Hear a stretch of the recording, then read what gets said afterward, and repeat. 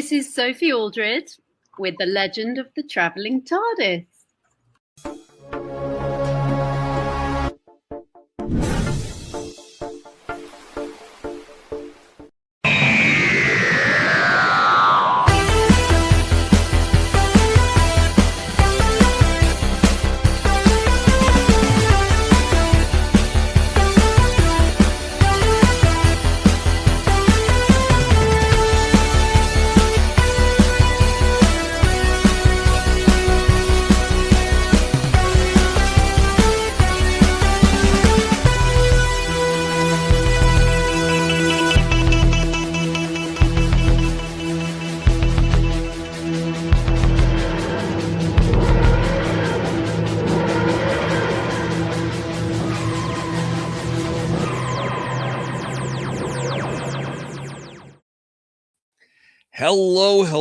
Hello, and welcome to the Legend of the Traveling TARDIS. We are live. I'm your host, Paparazzo Dave Chapman. Welcome. We are so glad you joined us for this great day. It's a heck of a day. It's a heck of a day because we've got Blink. We finally got to Blink. Hey, everybody that's on your phone. Roger, the Artful Fanhausen. Please don't curse us. Ladybug 444K. Rose Kirby. All of you, welcome. I'm glad you guys are here. Yeah, we're talking about Blink. Possibly the best episode of Doctor Who ever. Or is it? You'll have to wait and see. Dun dun dun. But I'm not alone. Let's get this show rolling. Starting off with my my producer for this evening, the Reverend Amagon Beaker. Me.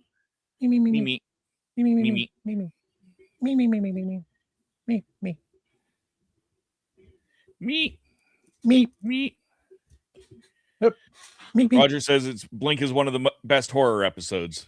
All right, that is definitely undisputable. That is definitely undisputable. It is definitely one of the best horror episodes. Ouch.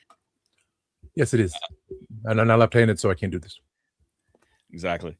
Woo! Oh, Blink, sorry. See, who else do we got here? Let's check out Sean from Our Philosophy Is. How you doing, my friend? Life is short and the sun is hot. Blink and you'll miss it. Yeah, I'm doing really well. I'm excited to review this one. I've been looking forward to reviewing this one for a while, for obvious reasons. It being such a highly regarded episode in the Doctor Who fandom, and I am really curious to see what the ratings are going to be today, from both the reviewers and from the chat. And chat, if you are willing to drop a number in the chat when we are going through our numbers, please do that, because we want to hear from you as well about what you think of Blink, although I think we probably already know what the fandom thinks of Blink. But I'm happy to be here with all of you today, and yeah, I'm excited to see what happens. Nice. Well, like I said, we know that Roger thinks it's one of the best horror episodes. Yes. So let's see what else we got here. Hiding from you. No one look at him. No one look at him. It's Candyman. I'm not blinking. You can't see me. I'm not here. I'm good. Okay, John Cena. I am looking forward to this episode. This episode is one of my favorite episodes. Let's see what we're going to say, because it's really feeling. Does it live up to the hype? Does it not pass the hype? A lot of people rate this, and we'll see where we all rate it today or tonight or whatever time it is. All right. That's Good morning. So yeah, Good if you're morning. watching us at home, give us your give us your ratings. 1 to 10 TARDISes, as always. But we'll give you a chance to do that. Before we get to that, we've got a little bit of news. So if Beaker is ready, let's hit the news and bring in some gadget.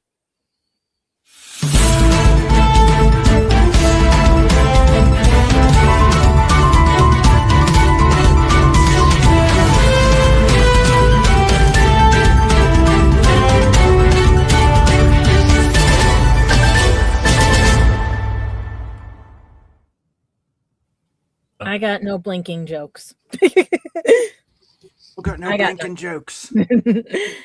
Because jokes for you. Oh yeah. yeah, but it's crazy because we did touch a little bit of bases on some of the news on their sister show, Spill the Geek Tea and everything. But we did have to, with the birthdays, I'm gonna have to put this lovely gentleman first because he's new to the collecting of the TARDIS pictures, as we should say, or holding the TARDIS.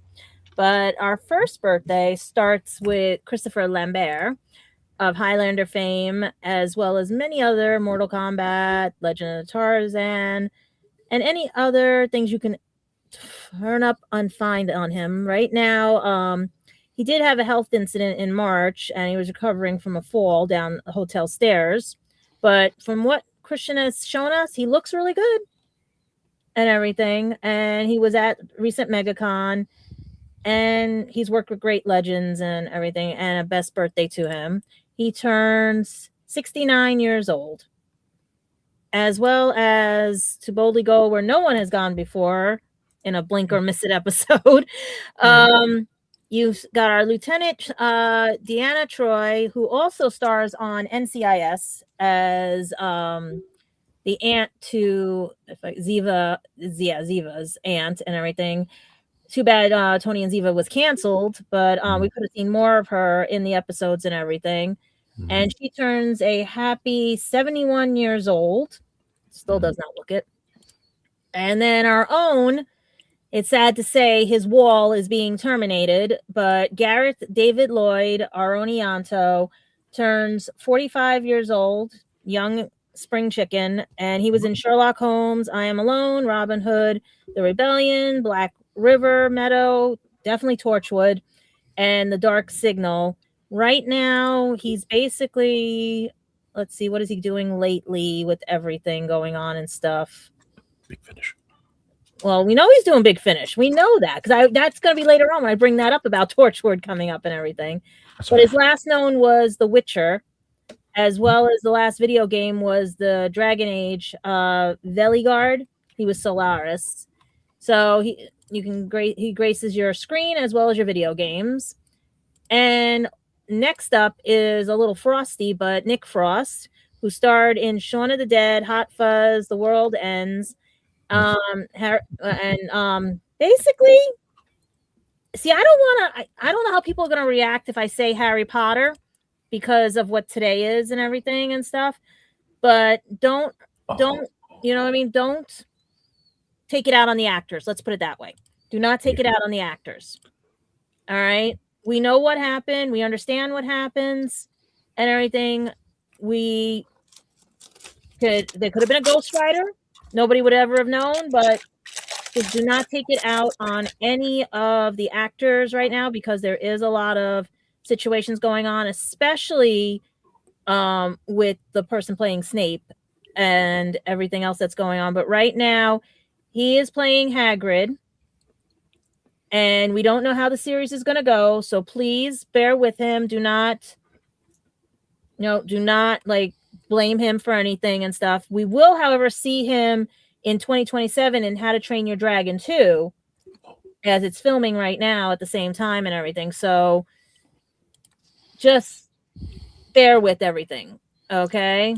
And then our own sweet Juliet Landau, who everyone knows as Drusilla from Buffy the Vampire Slayer, which would have been cool if they did reboot the series. She probably could have came along for the ride, like a few other of the actors. As you know, we lost Nicholas the other few weeks ago and everything to natural causes. But Juliet, the sweetest thing, you know, her dad also and everything from some horror shows, especially since today is a horror episode. And I think she turned 61 years old, but I remember her dad from Mission Impossible. And then the next person we have to say on a sad note is a legend, and it was right. He passed away at 94 years old. Our own other time traveler, James Tolkien, who was seen in all the Back to the Futures, as well as the Masters of the Universe, not to be confused with the upcoming Masters of the Universe, and Top Gun, as well as many other situation comedies and movies he's been in and stuff. But it's sad, 94 years old. He was up there. He was getting close because we know Professor Feeney is making 99 today. So from Boy Meets World, Professor Feeney is now 99. And speaking of 99, if you go to Big Finish Audio, number 99, Torchwood Curtain, has been released and is on sale from $11.87 for just the download, or you can get the CD and the download for $18.47 on the Big Finish website. So check that out, guys. If you go to the Big Finish new releases, Torchwood Curtain, like how I threw that in.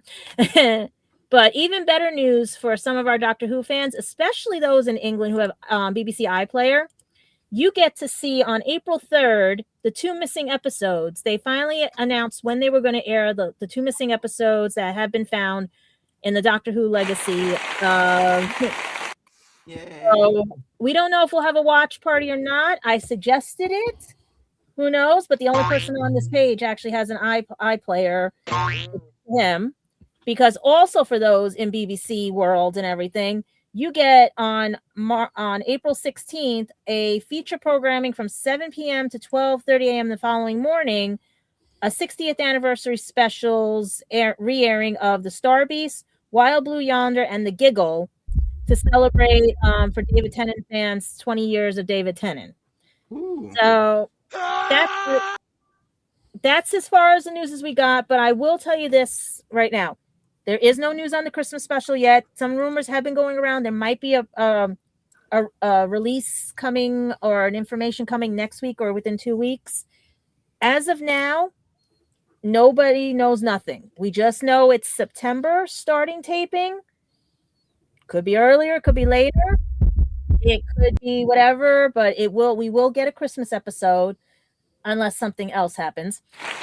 And all of you are asking, where is Doctor Who going to land?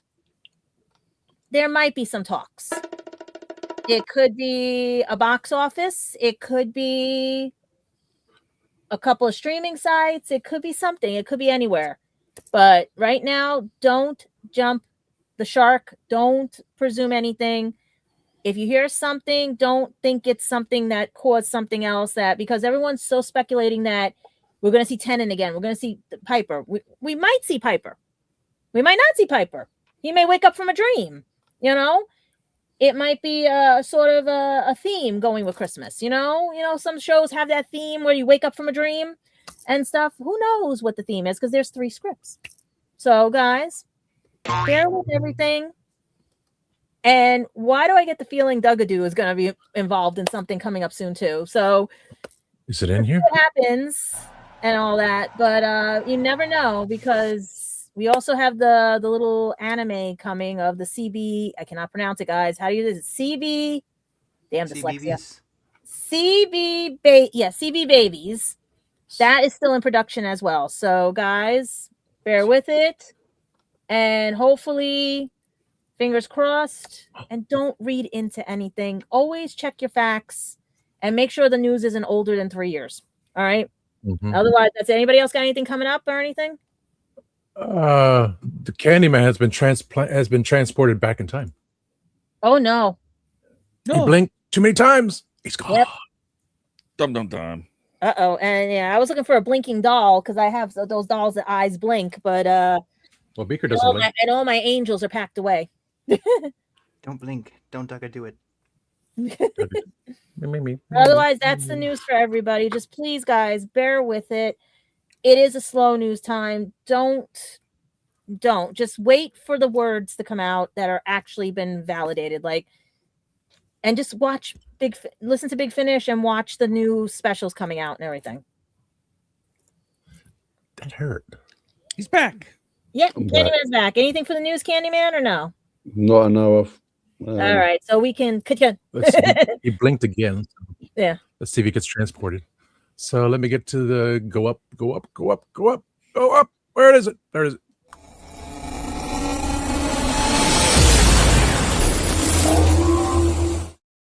I just saw something Roger posted. I don't know. Roger? Yeah, look at what he posted on the chats.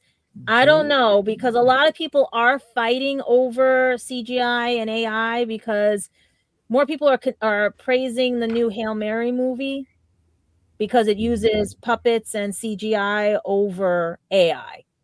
So would you want an AI doctor that looks fake, or would you want something CGI that looks pretty normal? Yeah. But I mean, isn't to be fair, we're not likely to see AI because Yeah. it's not copyrightable in most places at this point. So I don't think we'll see Only much. time will of that. tell. Mm-hmm. But Asian. that being said, let's what are we at here time wise? Oh, we got a little bit of time before we have to go to Yeah, commercial. this is a weird episode. Notepad. It is a weird episode. Why don't we let's get some numbers from people. We already know the numbers. And whoops. Why did that just go? That's weird. That was weird. And Candyman. Oh, somebody says the Are RTD. you altering in the notes? Yeah. That's why okay. it went away. That's what happened. Okay. All right. I'll just let you finish. I'll let you do that. That's fine. That's fine. I usually do that. You can do that. Let's Davis question mark. let's start with you. Let's start with you, Tom. I didn't want to bring. I got to type it in. So 9.999. Yeah, Izawa. Oh no. A lot of nines. All right. Number 9. Number 9. And Gadget. So 10. Tom gives it 9.99999999999 and so on. Gadget, what do you give it? I give it a 10 because the doctor's the number 10. It would have been an 11 if 11 was the doctor. Fair enough. So true. Funny how it seems. And Sean, what do you give Blink? I give Blink an 8.5 out of 10. Ooh. Interesting. And Candyman, what do you give it? I know why. I'm going to give it, I've just rewatched it today. For today's episode, I'm going to give it a 9.9999999999999999987. Oh, 87. 8765309. I got it. Yep. I got your number on the wall. All right. So we got a good conversation here. Yeah. Do we want to do an slightly early commercials then, Rev? And we can just bang Show through that. stuff. Sure. Ad break. So let's go to a commercial break. We'll be back in a couple minutes. And stay tuned. Give your ratings in the comments. And we'll be back with The Legend of the Traveling TARDIS in just a moment. see you. I didn't listen to that voicemail. I'll tear open that letter you sent. Don't you tell your friends I want you back. I gotta leave you now and unread, because you've already said those words that switch my heart to dead from loving you. So you'll stay ghosted and I'll stay focused on sewing clothes. The spell stays unspoken, a dark silhouette of a marked man and broken. Right down, I didn't listen to that voicemail. A tick-tock, that story you sent. Don't you reel me in to get me back. I'm gonna leave you now.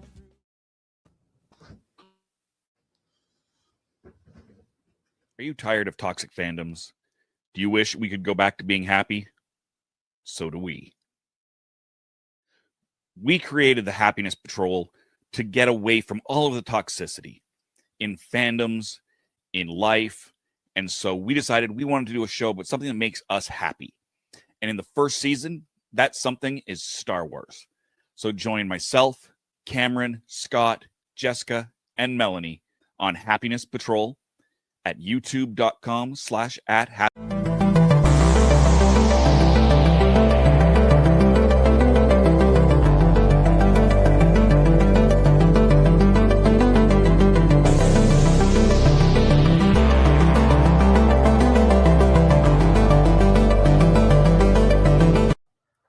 I'm author Mark Muncy, And I'm author Erica Lance. and this is Eerie Travels.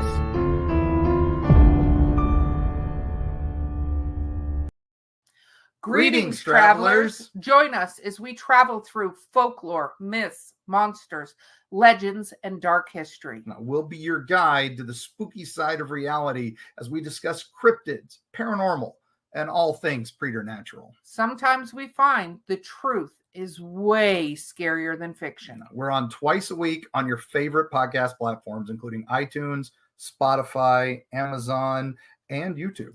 We have amazing guests from all of the areas of the strange and unusual, including witnesses, investigators, and more. Now, with Erica's curiosity and ridiculous array of pop culture and true crime knowledge. And Mark's decades of experience diving into folklore and the legends with the truth that's behind them. Yeah, so join us, travelers, as we take you to the edge of reality, and we'll see you on the other side.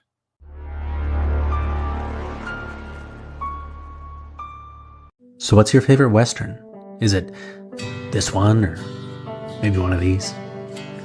Is it a revisionist Western, an anti-Western, or maybe it's an all-time classic?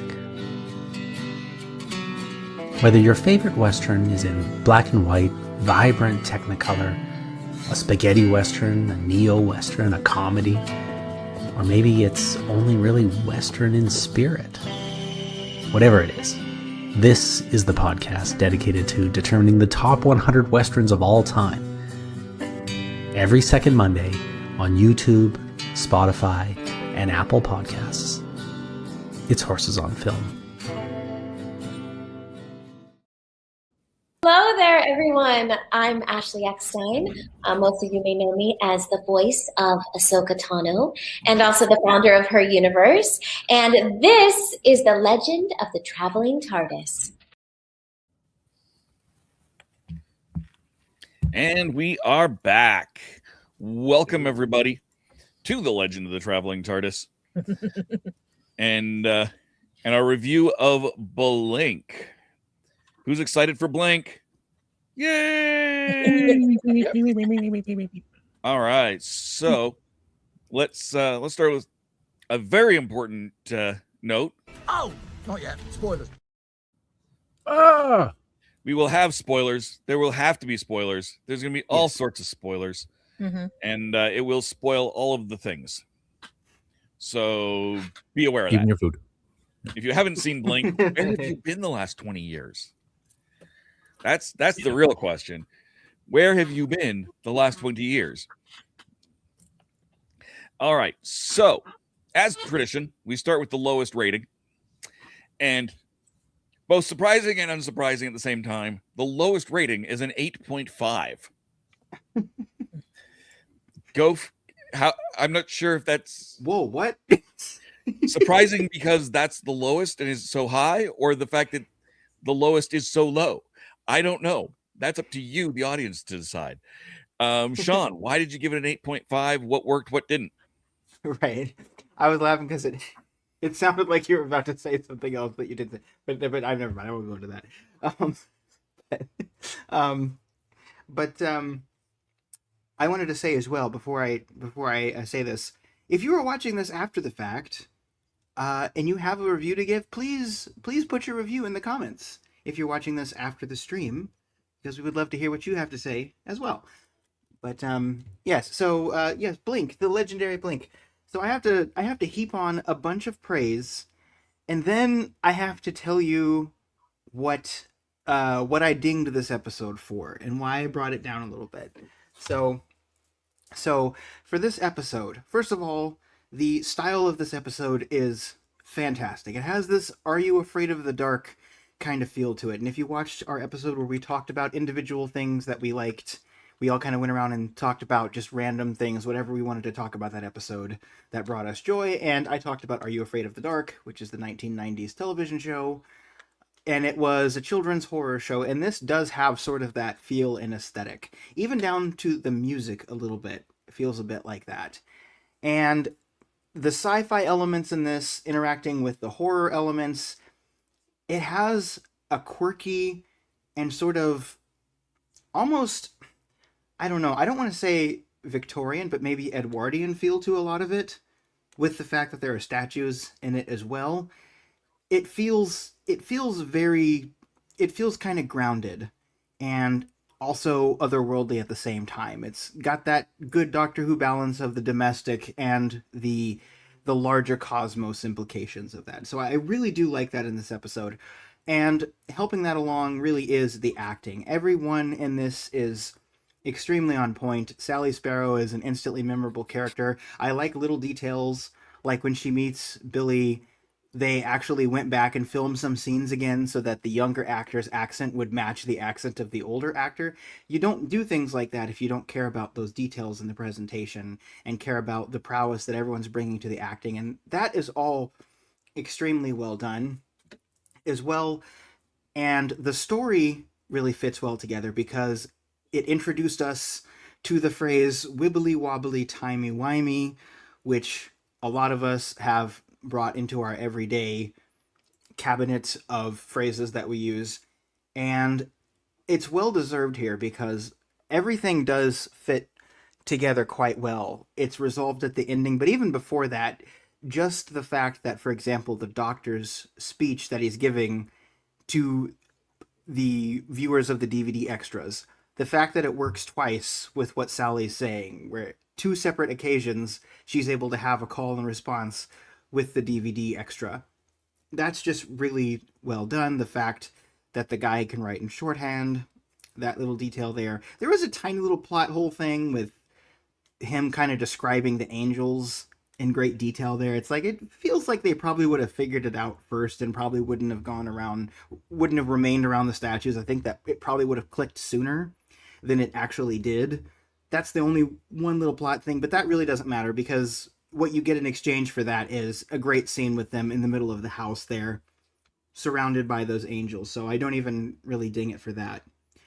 And I just think this is one of those stories that people think about when they think about what you can really do with the concept of time travel in sci-fi when you're willing to have quirky storylines like this. So all of that is really great. And lastly, I have to give props to one specific team. And that's the props department, man. I mean, holy cow. These angels, these actors who are playing these angels, raise your hand. You don't really have to raise your hand, but raise your hand if you did not know that those were real people the first time you watched it. I certainly did not know that those were actors staying still. I'm sure a lot of it was photography that's kind of freeze framing, but I did not know those were people in those costumes doing that. And you can do all kinds of great things with that. There's that great shot with Sally sort of leaving the room and you hear that little whoosh sliding sound and the angel moves.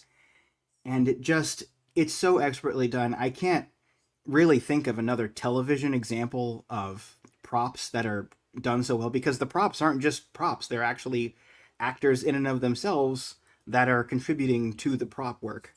So all of that is fantastic. So with all that said, what do I have to ding the episode for?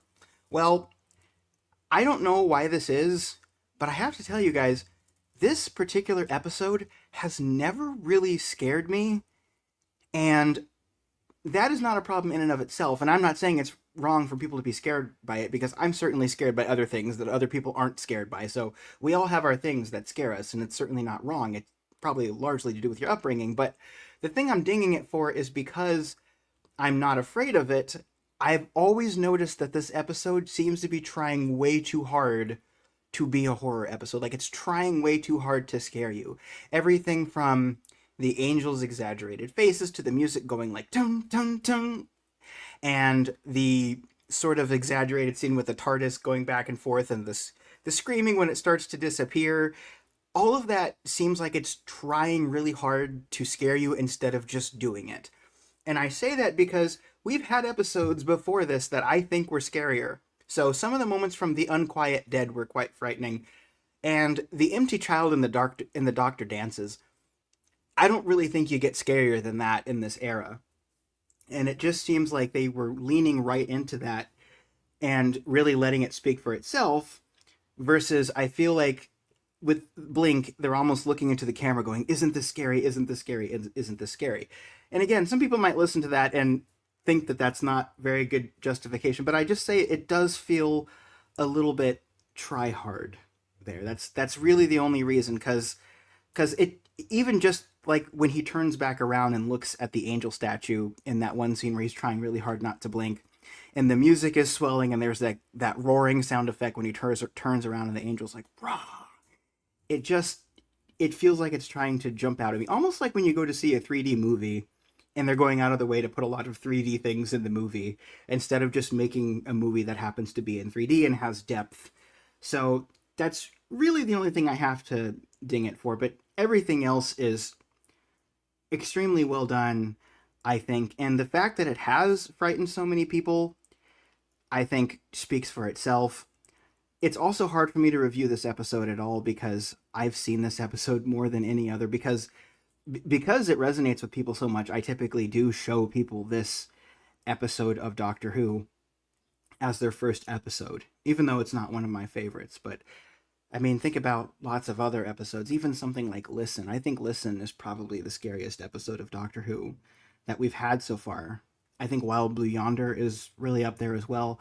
But the difference with those is they don't feel like they're hamming it up as much. And this is Doctor Who. We're kind of used to it hamming things up to begin with, I think.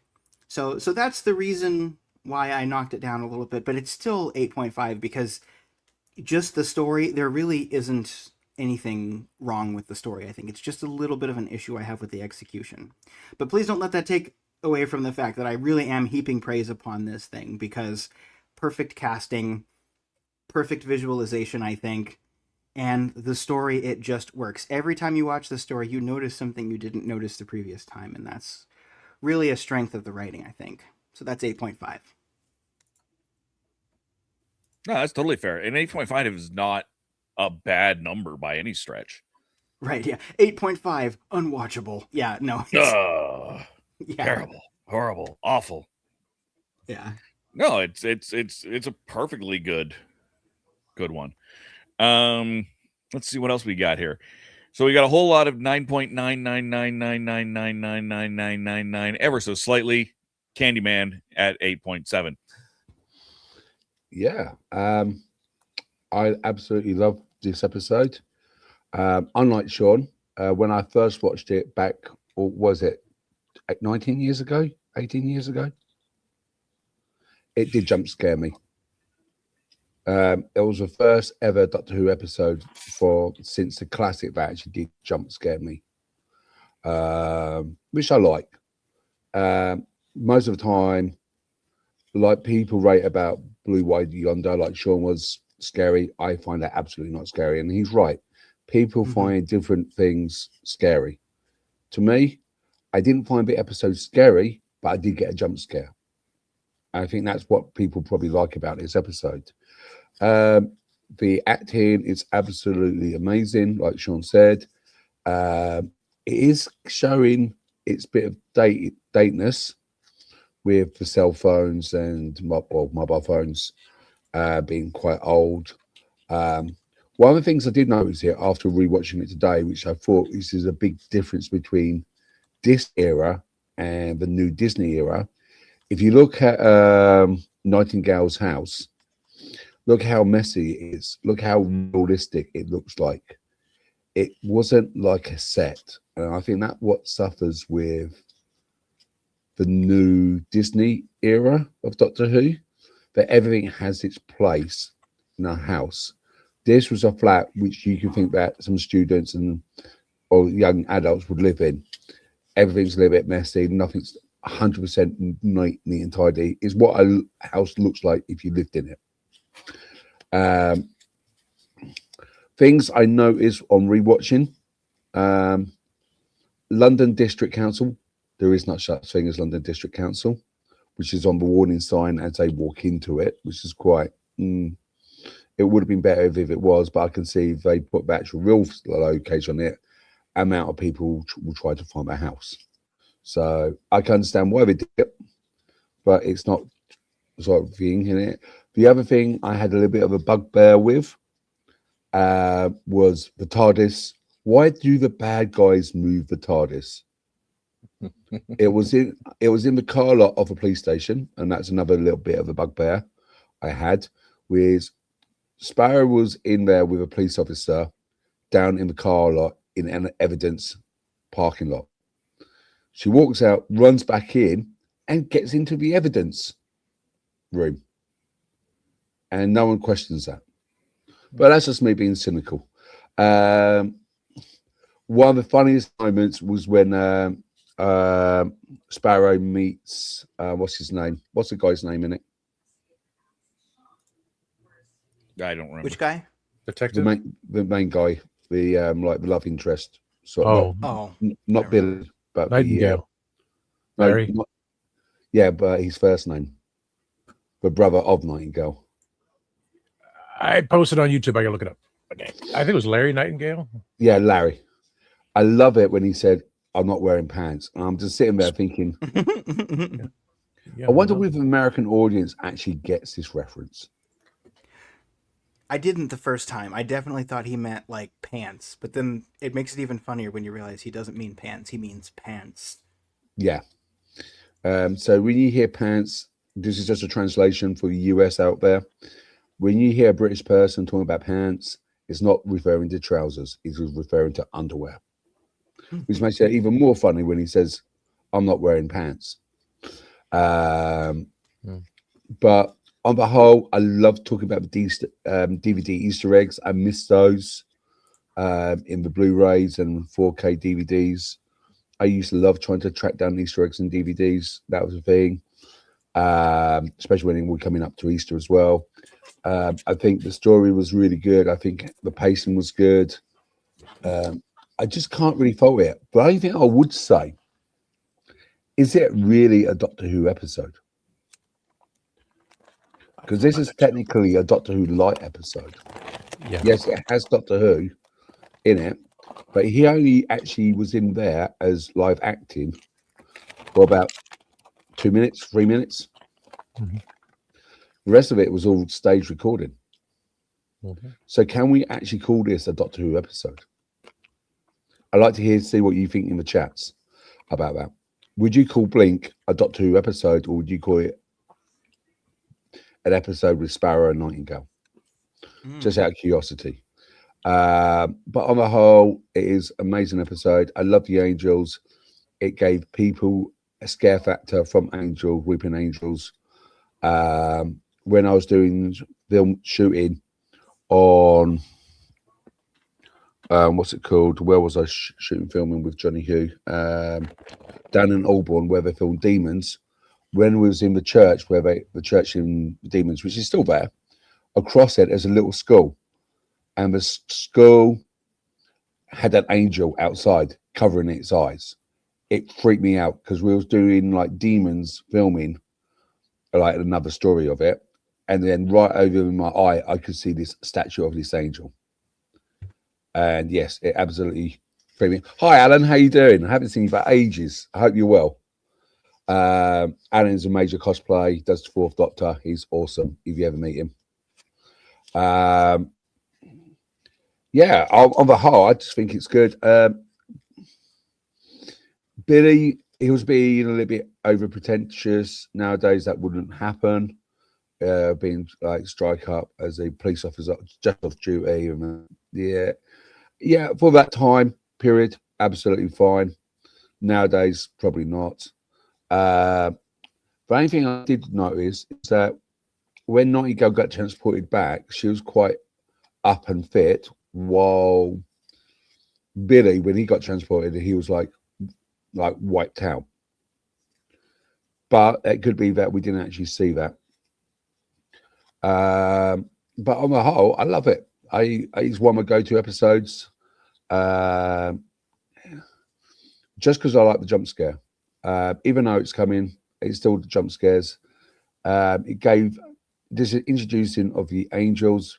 We don't know much about them. Are they part of the Time Lord assassin squad, commandos? The whole new lore becomes out of this one episode. Like Sean said, we've got the timey-wimey bits.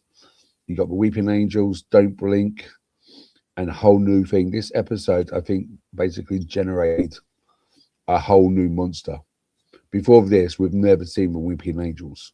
Mm-hmm. So on my whole, I give it a 9 recurring, and right at the very end, an 8.7 on it. I think it's a very good episode. I think it's acted well. I think it's good. I think the characters are really good. And yeah, like Sean said, the makeup artists who basically did the things for the Weeping Angels, amazing. The thing which I'm not sure you guys got in the US was Doctor Who Confidential. No. Because in the UK, at that first 3 seasons, every time there was an episode of Doctor Who, you can flick over to another I got channel. it on 21. When remember I told you I came home from waitressing and didn't know it was Doctor Who episode, and I saw the Confidential. Yeah. But then in the UK, every so an episode aired, you can flip over to another channel, and you can watch Confidential. So you actually saw what they did and how long it took them out to do makeup for those artists. So I think that was a big difference between us and between the UK and the US, because we did have Doctor Who Confidential, and it did talk more about the props and makeups they used in this episode. And I did like the timelines and stuff like that. But yeah, I think that would say my piece. That's fair. That's a good piece. Yeah, that's good, Rose. All right. I'm following Mark's eyes. That's why I'm waiting. I'm not That's blinking. fair. That's I'm fair. not blinking. I'm not blinking. That's a good question, Rose. If you saw the rocket, I'm sure he's seen it at some point. Oh, you blinked. I have a theory on that 1969, but nobody will ever. Yeah. Timeline cross. We'll also see what A happens party tomorrow. Like it's 1969. Wasn't that True. Apollo 13? 69. Was that Apollo 13? 69. Yeah. My cousin was born the day it did that. Yeah. Huh. There's a good birthday. Mm-hmm. I thought they just sent him back there because He's of the that. same age as when that happened, because I've put 2 and 2 together on that one when I was watching the Tom Hanks movie. So I thought next, I'm out of pumpkin seeds. I'm gonna say next up, what have we got here? We've got at not that was 9.9999999999987. Now 9.9999999999999. Tom, what kept this from being a perfect 10 for you? What went right? What went wrong? Let me hit the button. Yes, hit the button. Hit the button. Push the button, Frank. I'll later go down the hole. You know what is also good on the whole? Preparation age. All right. Moving Nice on. one, Scott. Mark did it. He had to say on the whole. On the whole. Yeah. So it's preparation age. On the whole. Anyway, so why did I go at because I wanted to go first. Because there's nothing, it's as a little birdie told me, he always yells at me sometimes and screams in my ear. Still over to death. It's a thriller, not a horror film. If you want a horror film with splat everything, yes, it can be. If someone wanted to go that far, which it does not need to be.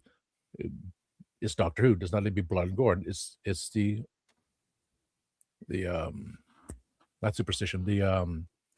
The thrill of it all, the jump scares and things like that. You know, you never know what's going to happen with little things like, hey, Loki is judging you. He does that. Or, you know, yes, Christian is here. Jump scares.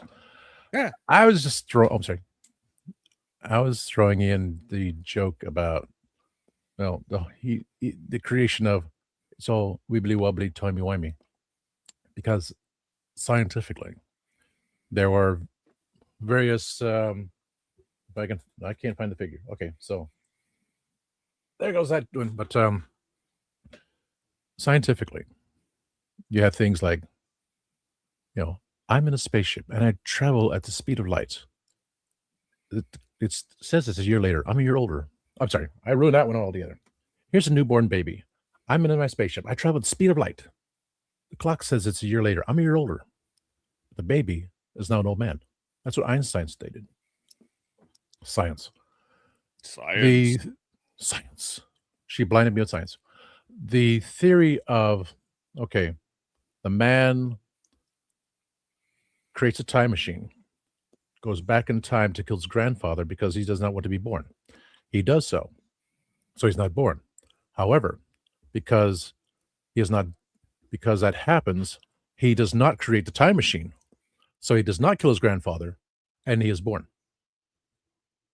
Going in a circle. Get my idea? Circle. Not linear. You had the first linear, yeah, we had a circle. And then we have the thought about the man doesn't want to, be born. So he goes back in time to kill his grandfather. However, he goes from universe A into universe B, kills the grandfather, goes back to universe A. He wonders why he's still there, because he crossed a parallel universe. And then the one that came about, Fry goes back in time, accidentally his grandfather is killed, and so he has to live in the past, and Professor Farnsworth says, "Fry, you're your own grandpa." These are the jokes. So contemplating, the numbers are still there? Yeah, 17 people. The numbers of, we have linear, we have circular, we have crossing timelines. The whole wibbly wobbly timey wimey to make the effect of, yes, we can have the Doctor speak with Sally through DVD extras, which is an interesting thing. And then she changed her answer, but still the same answer. Much like the answer is 42. The question makes no sense. So from a scientific point of view, yes, that knocks it a smidge. It is a thriller, so you always have the little jump scares of, you never know what's going to pop up, like, oh, that. The fact that, yes, we thought, the thing that'd just be statues, but that would be a lot of work too, creating all those statues. So, always have someone doing little things here and there coming at you when you never know, out of the blue.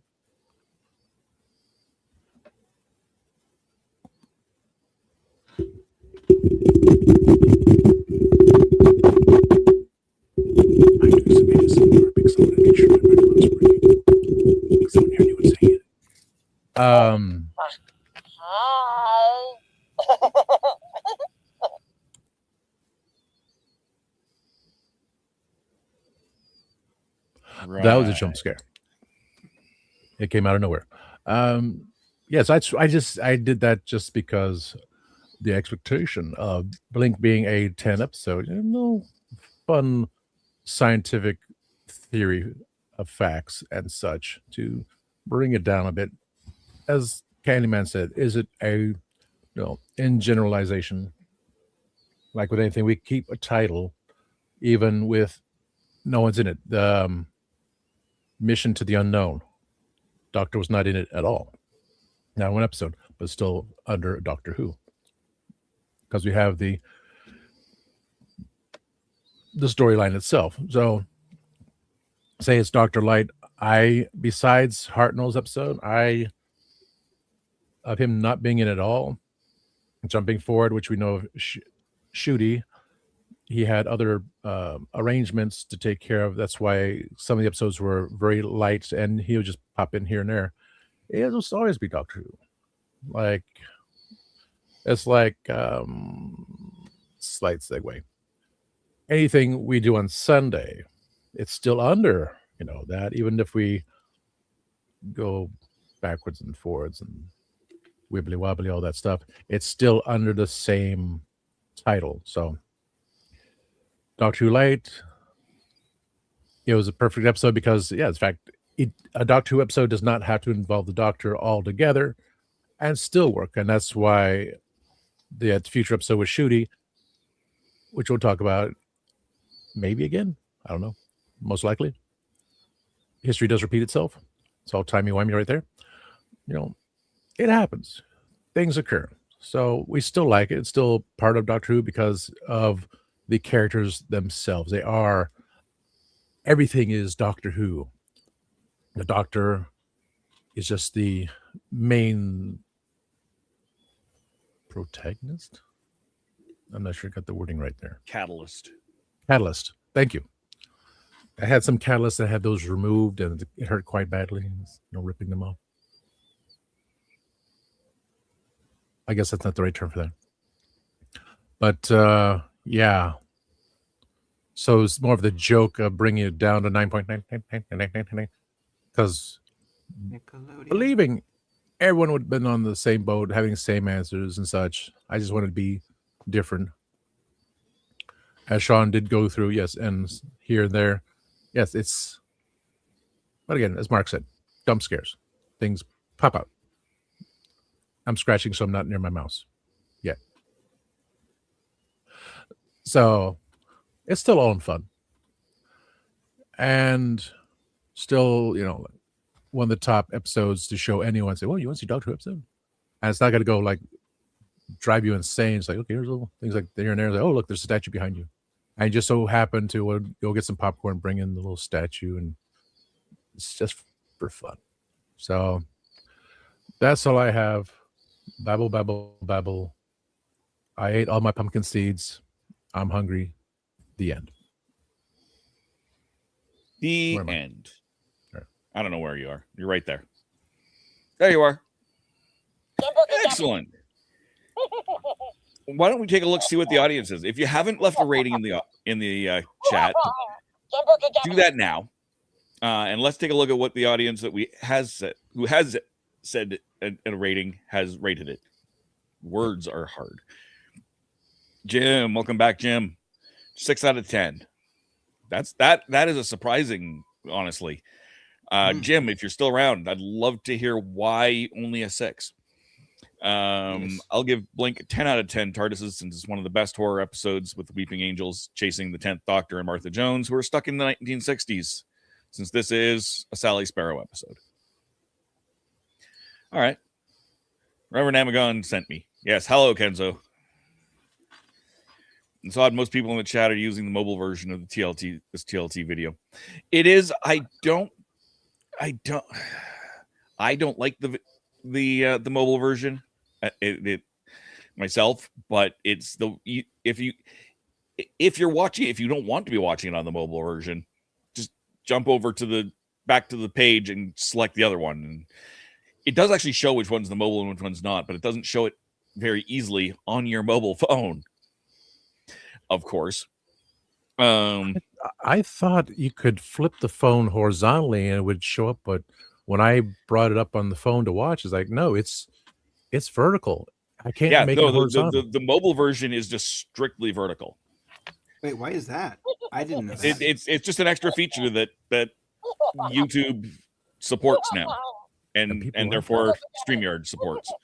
That's why I don't know if you can see it there, Sean. We've got two versions of the screen up. We've got one that's vertical and one that's horizontal.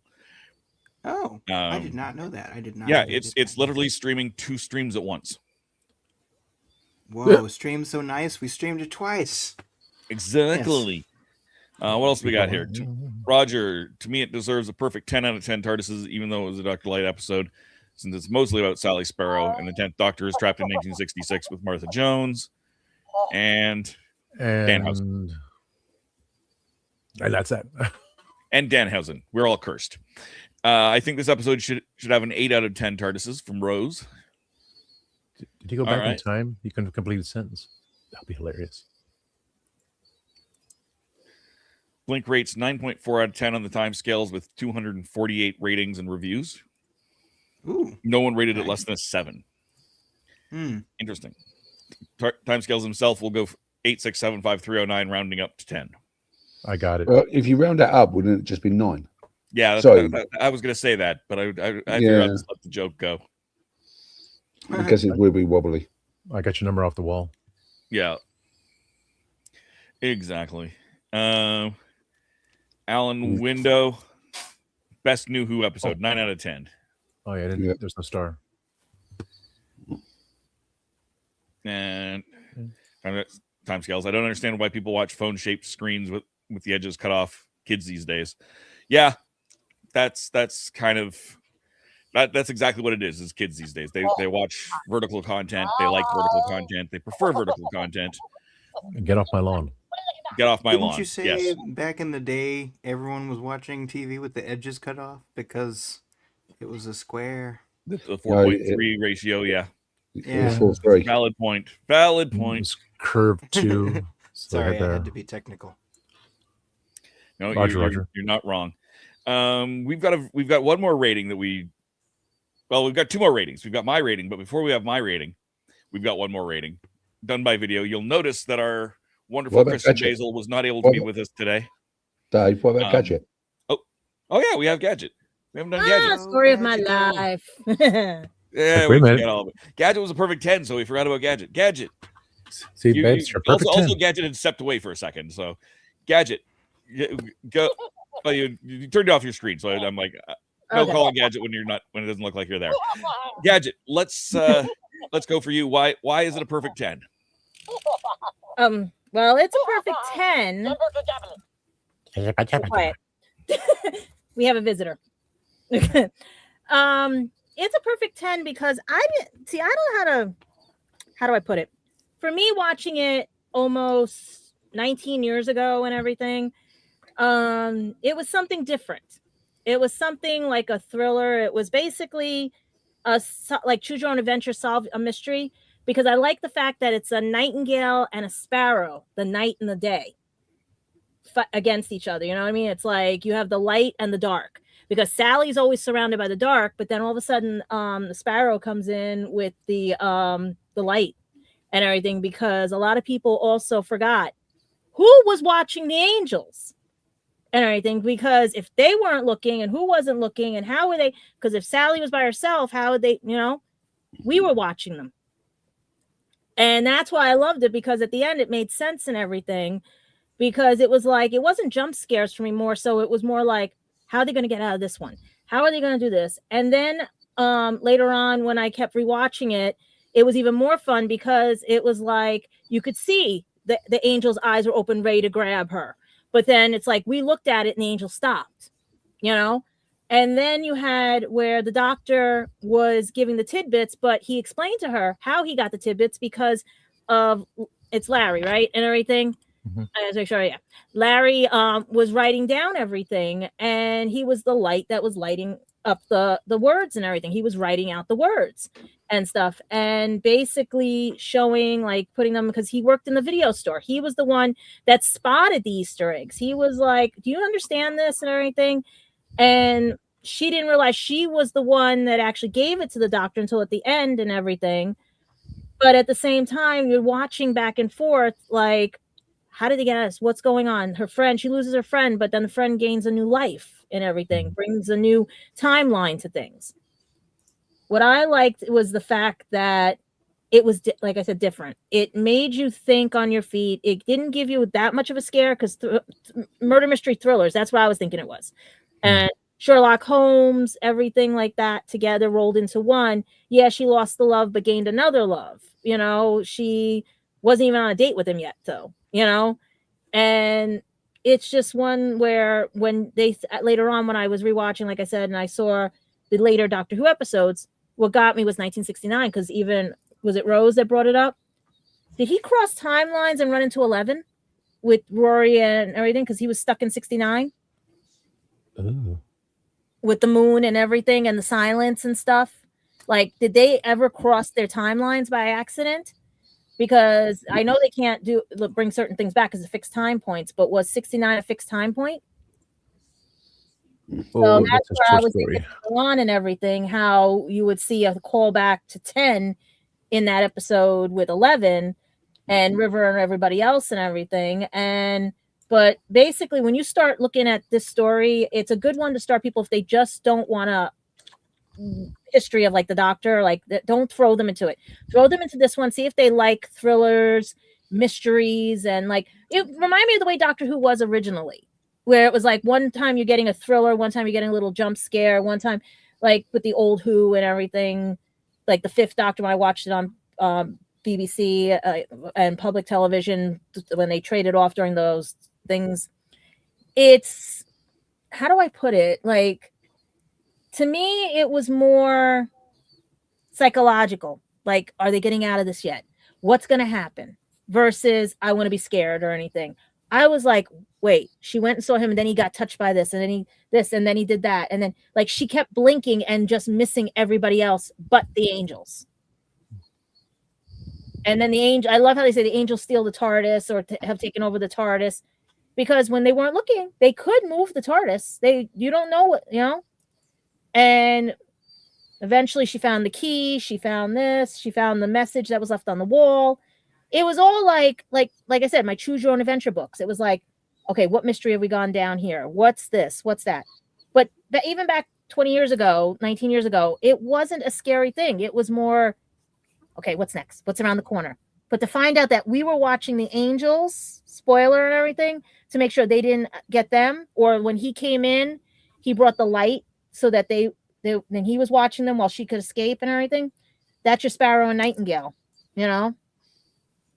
So that's how I gave it a 10, because it was like more to me a mystery than a horror.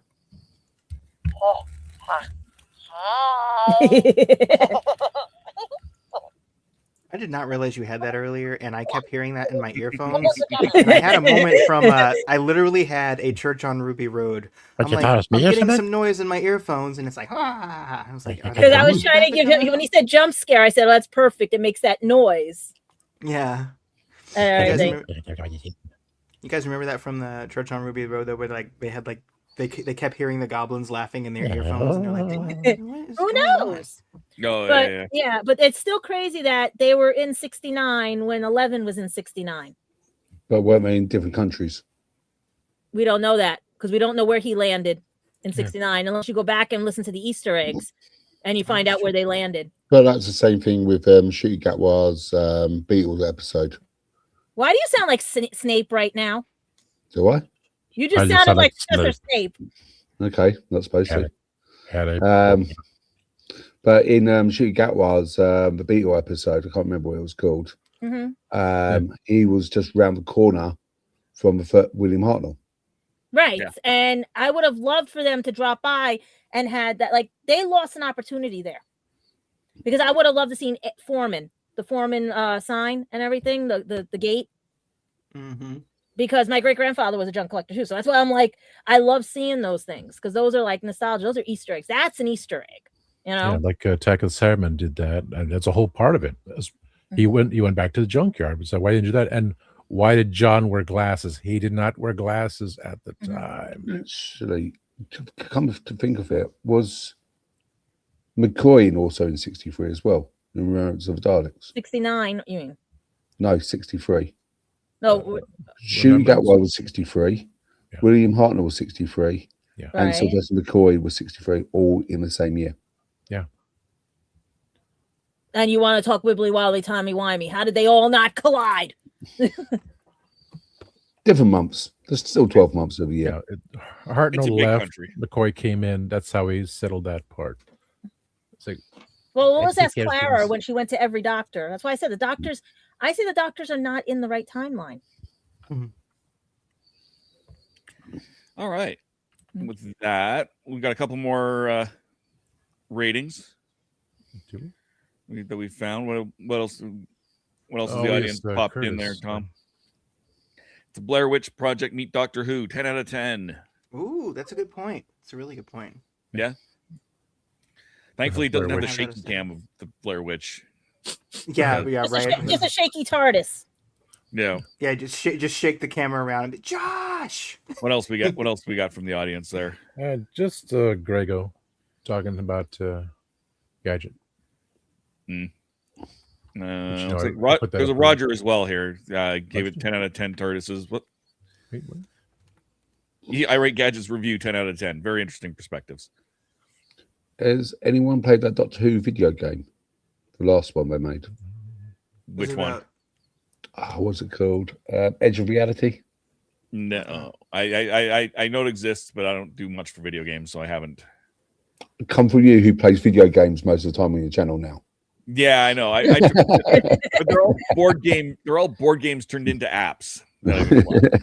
Yeah, they have still some nice video console games. Ones. They got some nice console games. They got like Red Dead Redemption. You should talk about it in Horses and Games, your podcast. Another one. That's what I need. That's what I need. Another show. Yeah. Oh wait, we're working on another show. What have I got myself into? I don't Yeah, know. But forgot there's a to jump mission in one of the games where you do get jump scared by angels, which is quite nice and quite good on it. In Edge of Reality, you play through the whole game of it. You're jumping through different timelines. It's out on the PlayStation. I can't remember if it was out on anything else, but we did do a VR. But if you guys like the 10th Doctor and 13th Doctor, it's a crossover story between those two as a video game. What? I know that was a comic book. I didn't. The only thing I know about Edge of Reality was Elvis. Yeah, Look it up. Roger's. If you want to watch some of the stuff, you can watch it on YouTube, according to Roger. Yeah. But it's more fun playing it. For most people, It's not a brilliant game. It's very buggy. I found loads of little bugs with the game. But on the whole, the story is quite interesting, especially when you get to the Weeping Angel side. Mm-hmm. And there's the Lonely Assassins game as well. Yeah, which is all about the Weeping Angels. And speaking of I was gonna Lonely Assassins. Yeah, there he is right there. Osgood's great. Osgood is really great. I think Lonely Assassin was a precursor to the Edge of Reality. It's definitely before it. Whether it's a precursor specifically, I don't know, but the character Osgood it definitely did come out first. That would make a great episode if you had 8, 9, 10, 11 crossover extended episode. You'd think would be an interesting episode. It could be interesting. Setting aside that Christopher Eccleston doesn't want to come back, he's getting to an age where he doesn't look the same as the Doctor. We'd have to set aside everything a little bit, I think, to be able to do that. I'd say by generated.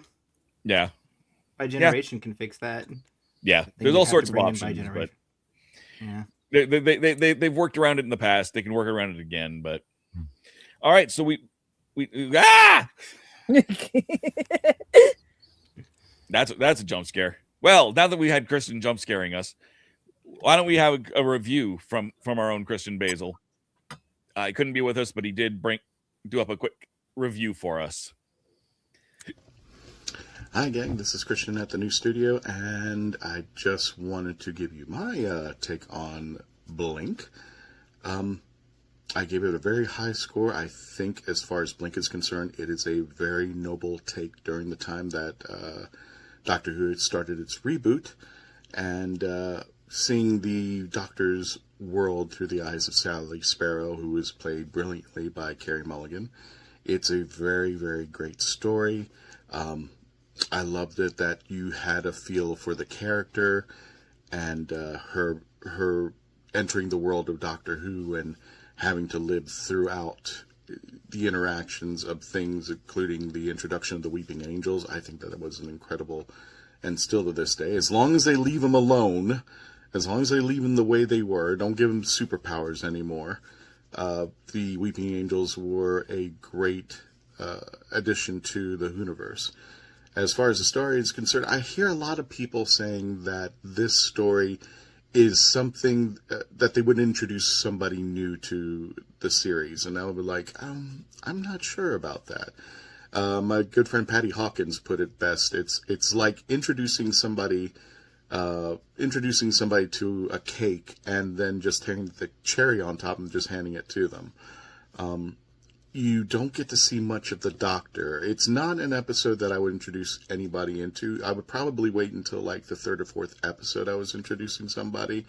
Because again, it's a great story. It's just very Doctor Who-like, which was the premise and what they were trying to do with the series. But it's in my top 10 of the favorites. It doesn't cycle around the top 3 as much. Because it just doesn't involve the Doctor as much. Which I think just a little biases. I'm not giving it its due, but it is a great story, and it's something that I would play for somebody who wanted to be entertained by Doctor Who. Given that, I gave Blink a 9. Back to you guys in the studio, and I'll see you next time. Nice. Hey, we got Billy Floyd popping in from the Facebooks. Hello, good friend. Glad to have you.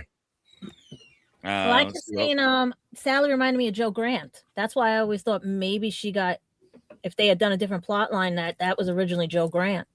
Yeah. Because she does remind me of Joe. Oh, definitely. Yeah, has that vibe to her and that look to her. Timescale says Doctor Who Worlds Apart is the last game to be released in 2024. Digital collectible card blockchain game, which is really fun. Version 1 of it was really good. They kind of ruined it with version 2. We played it a few times here on the channel.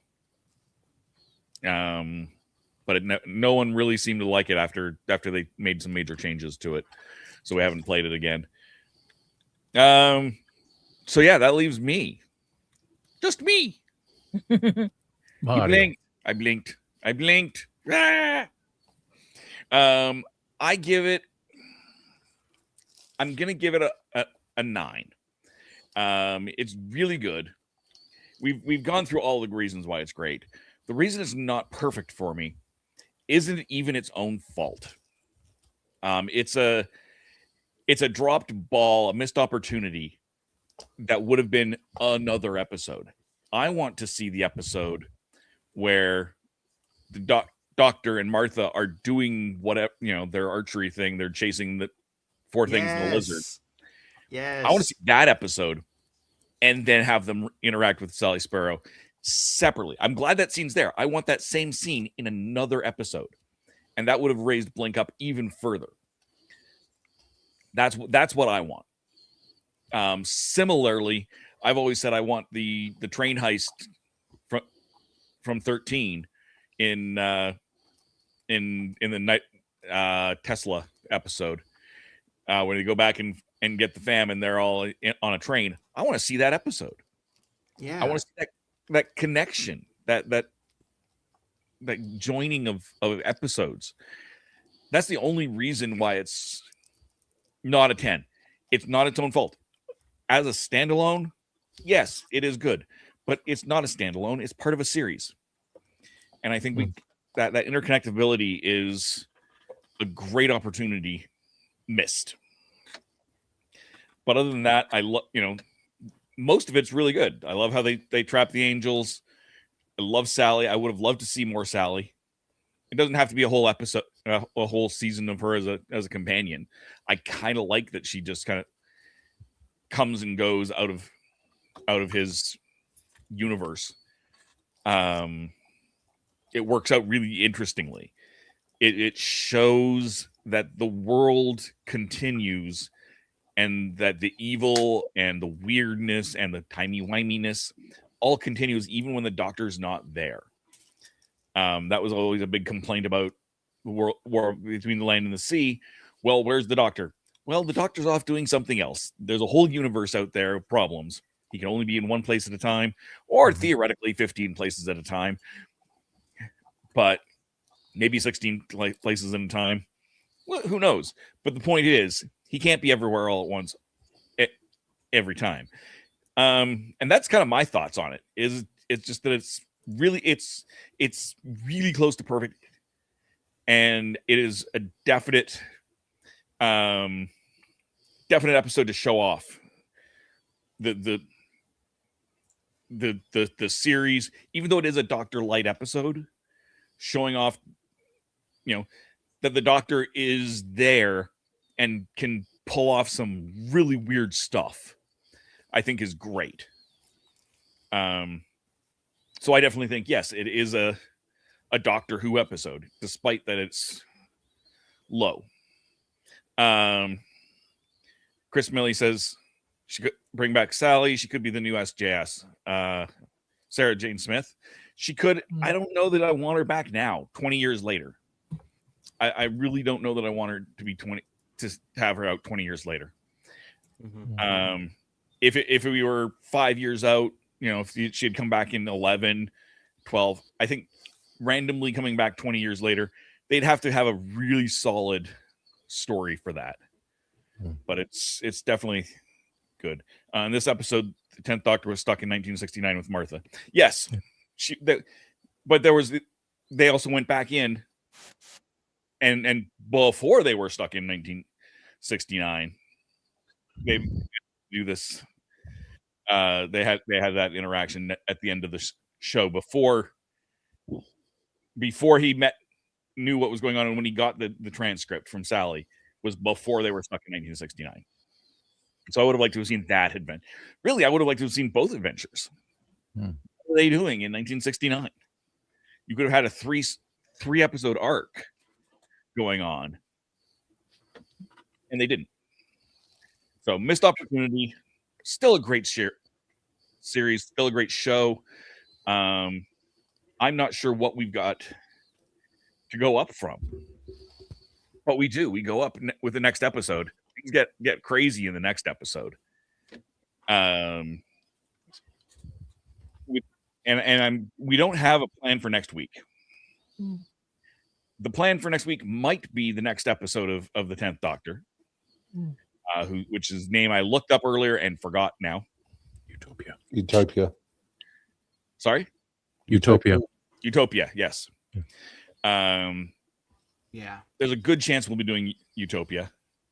Rose, right, folks? Next time I want to wish you have an excellent Easter weekend. Nighty night, folks. Good night, Simon. Sadie Miller could play Sarah Jane Smith since she does in Big Finish. Yeah. I think it's good that she stays in Big Finish. Again, not any, Sadie's great. Sadie's wonderful. I like that we don't recast Sarah Jane. I think that's nice and respectful. But we could. It's certainly possible.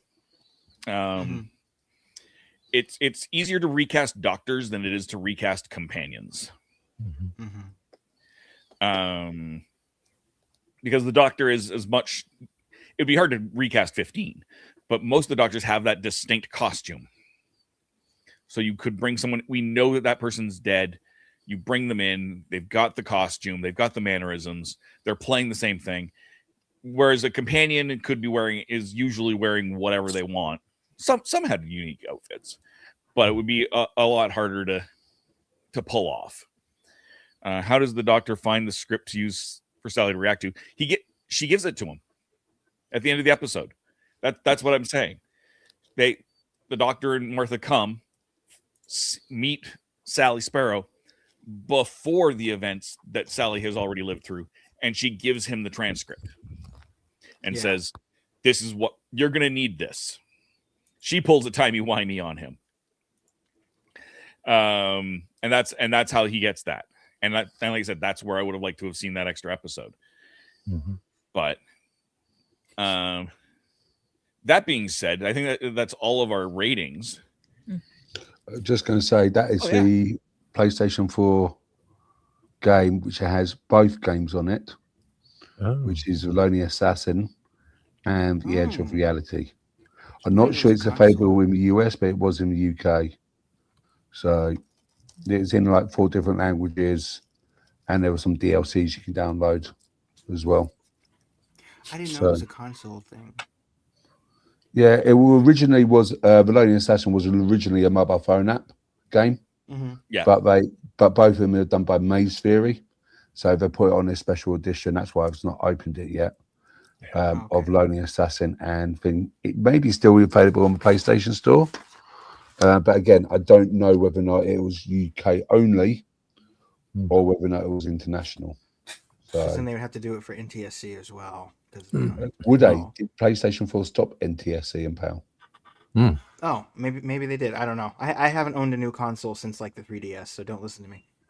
Yeah, I know there was a console generation where they allow you to play across different formats.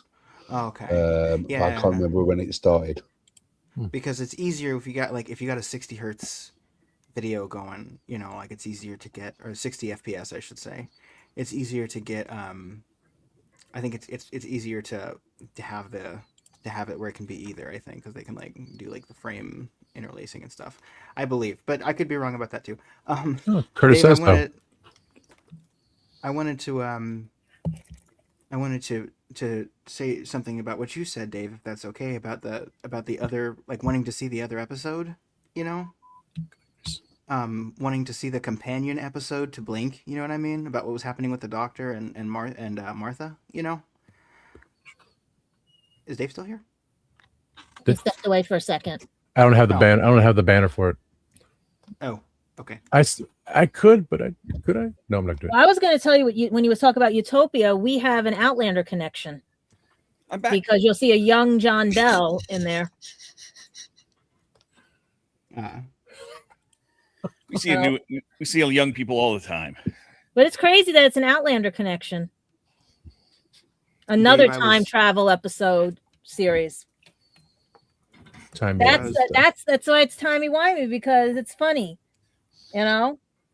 Claire and Jamie time travel type of thing. And you got the one that's playing the nephew is actually Crete in next week's episode, if we do it, and everything for Utopia, which connects to another time traveling thing that, you know, it's just wibbly wobbly, you know. Dave, I was unwittingly talking to you while you were gone, Dave.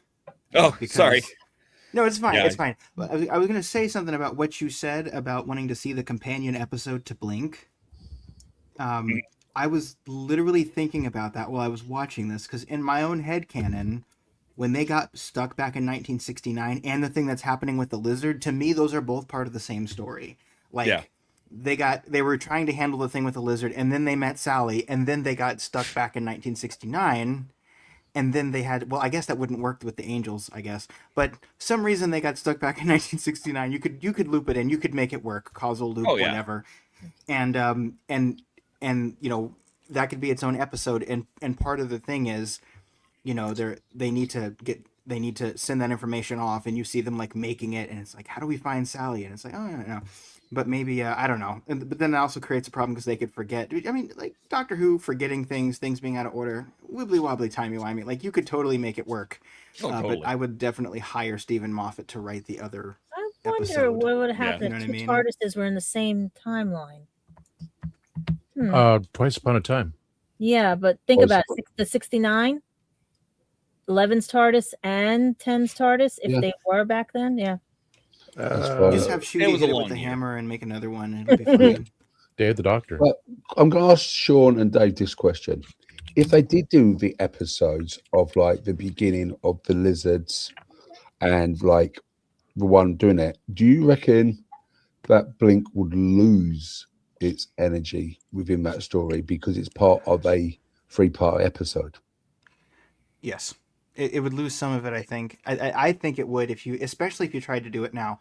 I've become convinced that, especially doing things years later, like, of course, I love David Tennant, and I'm really glad we got Wildly Yonder and the Star Beast and the Giggle. But I do think it did kind of like it took away a little bit of the specialness and distinctness of Tennant's era to have that. And I think if you tried to be like, let's bring back Blink now, it would have too much of a Disney remake energy about it. You know what I mean? No, I'm not meaning like. Sorry, Sean. I don't mean like redo it now. But what I'm saying is, if it was a part of a free story back then, do you still think it will have its same powerfulness what it has now, like today? So, like, you know, back out in classic Who, where they used to do the individual story arcs each week. You know, Remembrance of Daleks, but could you tell me what happened in every episode? If you know what I mean. Yeah, it becomes like a blur. So I'm wondering if you did do something like that, it will become a blur. So Blink wouldn't have the same effect it has because it's a single episode. That's for my example. It's definitely a possibility. It's a 3-part. I think it would lose something. If it was just a 2-part where it was just them where they cross over, I don't think it would, because it would be 2 distinct episodes that cross over. That's why I would prefer it as just that bit. I'm not saying I wouldn't want to see what happens with them getting stuck, the flip side to Blink. I would have loved to see that, but I think just having that interaction with Sally, I think would have been enough cohesion, enough connective tissue there. No, I was just asking because I know, like when we reviewed last week's Family of Blood and Human Nature, it was very hard to pick them apart because we put them as one story. And I wonder whether or not that would happen again if we did do something like that about Blink. It's possible. And that's why I don't necessarily want to see it as a 2-part episode so much as 2 episodes that connect. It could be 3 or 4 episodes later. It could be the next season. I mean, we lose Martha, but it could be a season later. Not 20 years later. I don't want that. Yeah, no, that's fine. I But understand within that same time frame, a few episodes later, like I said, completely separate stories that happen to then connect. Do we have 2 episodes that do? I'm trying to think. Like, have we had something not like a 2? Obviously, we've had lots of 2-parters, but like stories that like when you watch them together, they kind of have a little bit of more depth, and you can almost watch them in any order. Like, because it's hard to do. I know that's been done with other things before, but it's Isn't hard to do Utopia that. and the next one with the drums? No, that's a 2-parter. Okay. Not a 2-part. I would say Midnight and the one with Shoot Gatwell one. What was that one? Oh yeah. 42 yards. No, not 42 yards. The one where they were on Midnight again. The other one. The one that I did the review on. The one with the stunt wires. Yeah, the one where they went to the planet was the sequel, again. yeah. The Well. Yeah. It was called The Well. But That's but in that one, almost like, because I almost would you consider that more of like a sequel though? Because I almost would consider that a sequel rather than, because what I think what me and Dave, if I understand, and I think we're on the same wavelength, Dave, is like 2 episodes that like you could watch either of them first and they both add a lot of depth to the other, but like they're not necessarily sequels of each other. Like there are episodes of TV, like if you've seen the series The Haunting of Hill House or The Haunting of Bly Manor as well, with directed by Mike Flanagan, they do that with episodes where it's like you watch one episode and then you watch the other part and you're like, oh my god, like now I know why that person said that. I didn't even think about that before. I don't know if we've had anything like that in Doctor Who. That would be really interesting. I think. I honestly don't know that we have. Maybe somewhere in Big Finish. That's about it. Yeah. We definitely had. I mean, we've had the odd reference to another episode, but nothing terribly connective. Only the story arcs Night of like the Bad Doctors Wolf. thing. Yeah, Sorry, Bad Wolf. Dave. Bad Wolf and Torchwood were the undercurrent of all the whole season arc. So I don't know if that's the same thing. Was that something different, Sean? Yeah. I haven't seen. I haven't listened to hardly any Big Finish. I wish I could have a better answer, and I really haven't watched much of Torchwood either. So I definitely need to get more into the expanded universe, because then maybe I'd be aware of some of these great alternate ideas we get. You know what I mean? So. And another thing, Sean, I double checked. The region lock stops after PS2 on PlayStation. So please, PlayStation 3 and upwards are not region locked. Well, that should tell you how out of the loop I am on that. There's one more thing I wanted to say about Blink. Are we out of time, Dave? We've got a little bit. I've got a box I want to open. So, okay. So we got a little bit of time. Go ahead. We are a Doctor Who show. We should talk about Doctor Who first. Should we talk about Doctor Who first? What I wanted to say about Blink is, I was thinking about a way that maybe the Weeping Angels might be a little scarier. Like, what would scare me about the Weeping Angels? And I think like this would fundamentally change the story. So you couldn't really have this version of the Weeping Angels in there. But like, what if you had a situation where the Weeping Angels exist, and if you happen to see one, you can't accidentally blink when you look at it, because if you blink, it will disappear.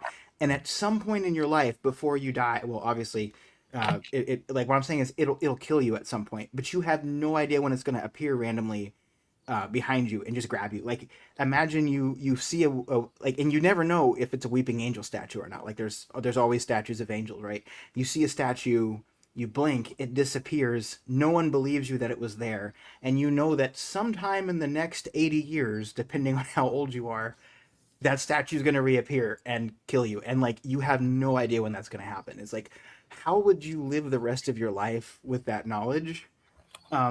And like, every time you saw a statue, you would like try not to blink before you looked away. Like that would be, to me, that would add the psychological element, and that would be like way more terrifying, because it's like, that's just like messing with your mind. Like that's the kind of thing that would I think scare me, because thinking about that happening, and then like you never know what moment that's going to happen to you. You know what I mean? I think that's the kind of thing that I would find a lot more creepy.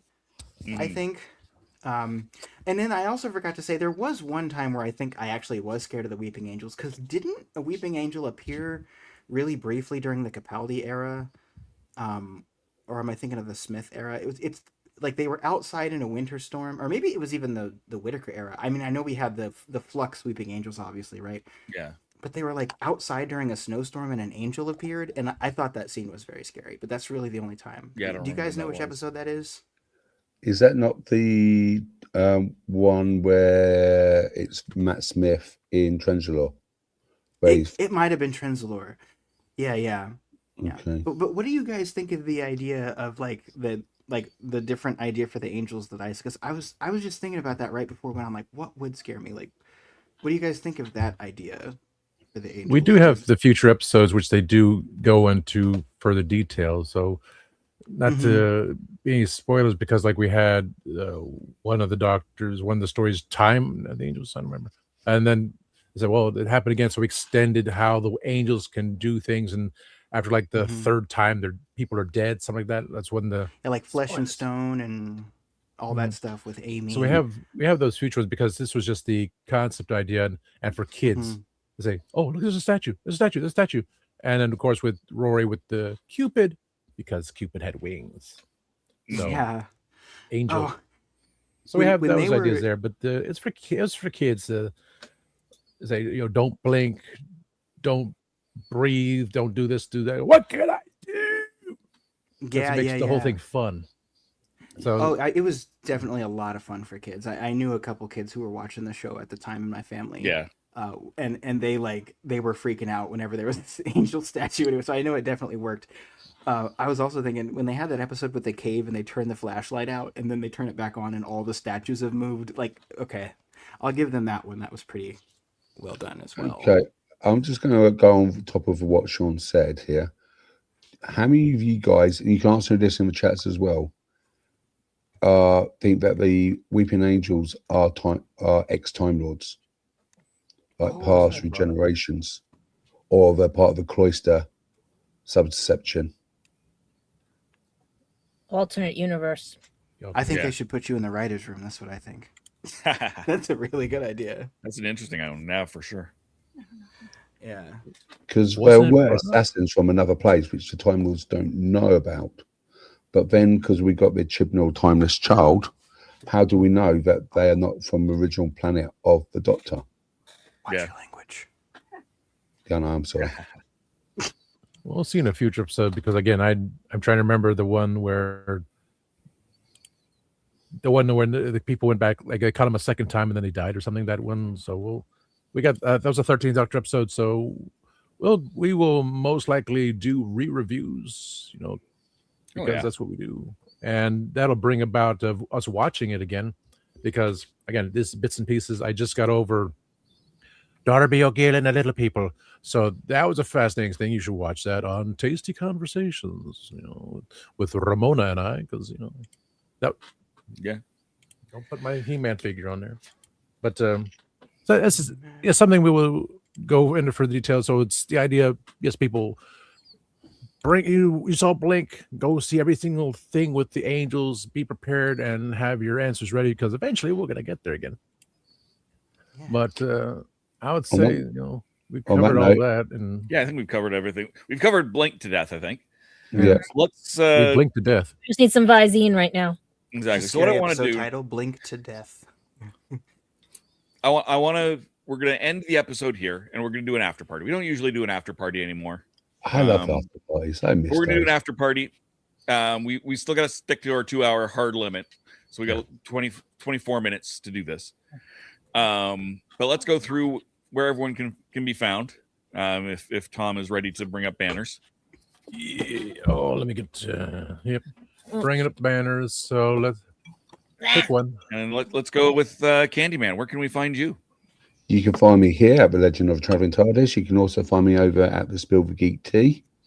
And you can also find me at my Instagram account, which is cyborg_T100_cosplay. And you can also find me at the Legend of the Traveling Spielberg Geek Tea After Dark with Tasty Talk and the rest of the crew. which is not a real channel, but it's a joke within a joke. It's going to be a show. I'm going to make it happen. And Sean, where can we find you? You can find me on YouTube at Our Philosophy Is Our Philosophy Is 9119, and I talk about nerdy things in a queer-friendly space, and sometimes I talk about philosophy. I've been thinking about talking about some more contentious things in pop culture news recently. I've been thinking about making some more of those videos again, because I used to kind of touch on those topics a little bit more. And but I also want to review more Doctor Who. But you know what? I've really been liking what I've been doing over here, what we've been doing in these episodes. And so I've been kind of just like not posting my own stuff, which no one has personally complained to me about that. Nope.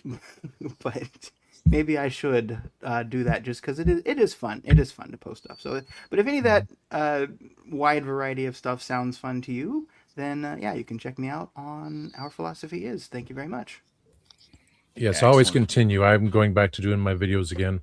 Yeah, that's why I'm restarting my channels, because I had a situation that prevented me, family situation. This is like a safety space, but we have our things. We must expand. That's what makes us greater, all in all. Exactly. Gadget, where can we find you? Like a bad penny anywhere and everywhere. Lulu.com, because this is my only income right now. Guys, please pick up the books and everything. I'm going to try to work on the other 3 books for this, because they are in written form. It's just, when you get time and everything to do things. Conventions, I am at Anime NYC. I got my 4-day pass, but we're still waiting on the press pass. Doubt I'll get it, because after what happened last year and everything, that will be another on my show and everything. My GoFundMe, because credit card bills, still trying to find work. It's hard and everything in this society, a year out of work, but I'm getting there. I'm going to try. My 2 shows, Gadget Vlogs and Gadget Pendragon After Dark. Gadget Pendragon After Dark is more the adult-themed show, and I have a lot of people that are interested in coming on. It's just that once I get a chance to work out schedules with people and stuff, you will see especially certain Instagrammers, YouTubers, and things like that. But it's gonna work. It's finally gonna be recognized again, because it did take a hiatus from 2016 due to situations, and that will be also explained on boat shows and stuff. But please, guys, pick up the books. I need to pay bills. All right, and our producer Tom, where can we find you besides eating pizza? At least he had dinner. We can find you on youtube.com/@ReverendAmagon. Waiting for him to swallow. Just Phil the Geek Tea. Phil the Geek Tea. You Yeah, can we'll find him and myself and Mark on Spill the Geek Tea. Tasty Talk, the legend of the Spill the Geek Tea After Dark. We're going to do After Dark show. It's right there. Exactly. Yeah. It's going to be weird and funny. But the question is, it's always dark when I go on show. Well, darker, Well, no, this is gonna let's just say, if I can get these 2, we need to put a very big warning of 21 plus, because somebody is in a certain industry. Well, there you go. But it's still dark outside. Yes. It's also cold outside. There's no kind of atmosphere. I'm all alone, more or less. Let me fly far away from here. Fun, and the sun. Okay, on that note, Dave, what box you got to open? On that note, well, first you can find me on Spill the Geek Tea along with Mark and Tom, and sometimes Gadget. You can also find me on every other Monday, including yesterday, on Horses on Film, youtube.com/@horsesonfilm, where we talk the 100 best westerns of all time. I don't even remember what the episode was yesterday, because it just went out of my head. But check it out. It's a great opportunity to learn a little bit about a genre you might not normally get into, but hopefully you will want to after seeing us. You can find me on the first Thursday of every month, so that's going to be in a couple of days from now, on Happiness Patrol, youtube.com/@happinesspatrol show, named after a Doctor Who episode. But we don't talk Doctor Who. We get rid of all of our toxic fandom BS and talk about things that make us happy. In the first season, that's Star Wars. We are almost done our Star Wars season. Season 2 is going to be something completely different and absolutely mind-blowing. You guys are going to love season 2. So please come check us out. In between all that, you can find me on my own channel, youtube.com/therathole, DOTCA. That's therathole.ca, but YouTube does not like URLs in their URLs. And with that being said, let's hit the little bumper, and we'll pick a bumper. Any bumper. The new bumper? Yeah, sure.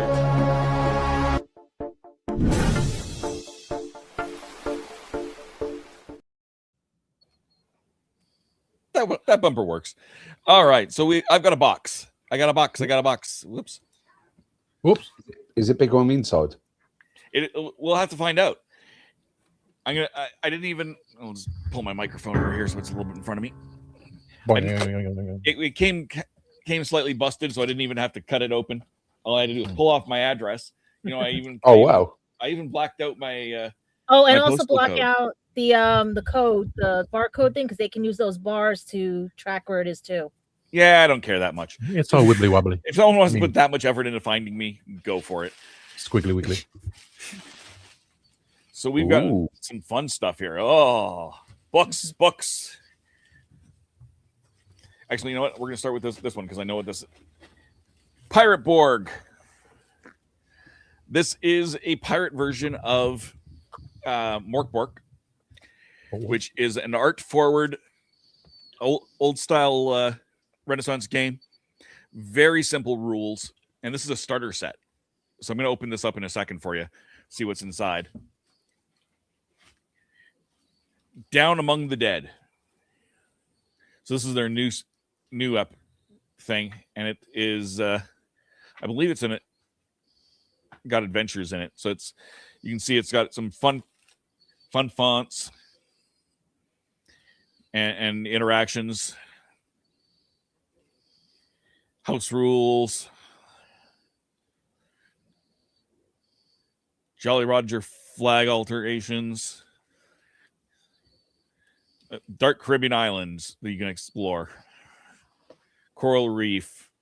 This is much less art than the original, but it's still, the art you can see is really fancy. Morkborg is known for its fancy art and numerous fonts.